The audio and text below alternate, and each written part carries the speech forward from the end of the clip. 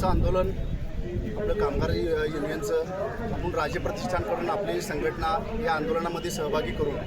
कामगारांच्या हिताचा विचार करून कामगारांचं जे आता 2 महिन्यापासून जे नुकसान होत आहे कामाचं घराचं याचं सगळ्या प्रत्येक गोष्टीचं नुकसान जे होत आहे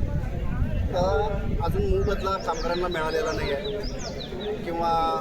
कुठलीही योजना म्हणजे कुठल्याही परिस्थितीमध्ये आता कामगाराचं उदरनिर्वाह कुठल्या पद्धतीनं व्हावा त्याचा कुठला स्कोप आता सध्याला नाही की CETP जे आता शिरोळवाल्यांच्या आंदोलनामुळं जे आता जे प्रोसेस वगैरे सगळ्या बंद पडलेले त्या प्रोसेस काही करून शासनानं चालू कराव्या त्यांच्या ज्या तांत्रिक ज्या अडचणी आहेत त्या त्यांची त्यांनी बघून घ्याव्या आणि कामगारांना त्यांचा मोबदला त्यानंतर त्यांचा ले ऑफचा पगार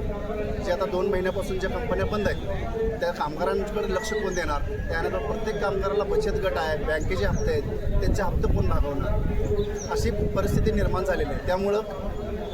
शासनानं आणि आपल्या इचलकरंजी प्रांत कार्यालयामध्ये प्रांताधिकाऱ्यांनी ह्याचा विचार करून माणसांचा जे कामगारांचं जे बचत गटाचे हप्ते आहेत जे बँकेचे हप्ते आहेत ते सगळं बंद ठेवावे आणि मालकांना विनंती माझी हीच आहे की कामगारांनी तुम्हाला आत्तापर्यंत एवढा सपोर्ट केलेला आहे त्यामुळे तुम्ही सपोर्ट करून कामगारांना चांगलं लक्ष द्या कामगारांकडे व्यवस्थित लक्ष द्या आणि त्यांच्या उदरनिर्वाहाचं काय तर तुम्ही सुद्धा हे करा जे आता अंकुशवाल्यांनी जे आंदोलन केलेलं आहे त्या अंकुशवाले आत्तापर्यंत काय झोपलेलीत काय एवढ्या दिवस झालं प्रोसेस चालू आहे तुम्ही 25-30-35 वर्षापासून कंपन्या चालू आहेत त्यावेळी ह्यांना प्रोसेसचं पाणी दिसलं नाही काय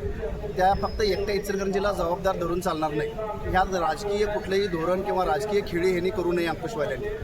ते त्यांना पण असं सांगणं आहे की बाबा तुम्ही लोकांच्या पोटावर पाय द्यायला आहे तुमच्या ह्याच्यासाठी राजकीय बळी द्यायला आहे तुम्ही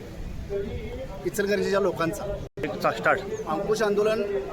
आंदोलनवाली व इचलकरंजीतील काही थोड्याफार नेते लोकांनी कुठलेही यात राजकीय खेळी खेळू नये व आम्हाला व्यवस्थितपणे न्याय मिळावा ही विनंती आहे आमची.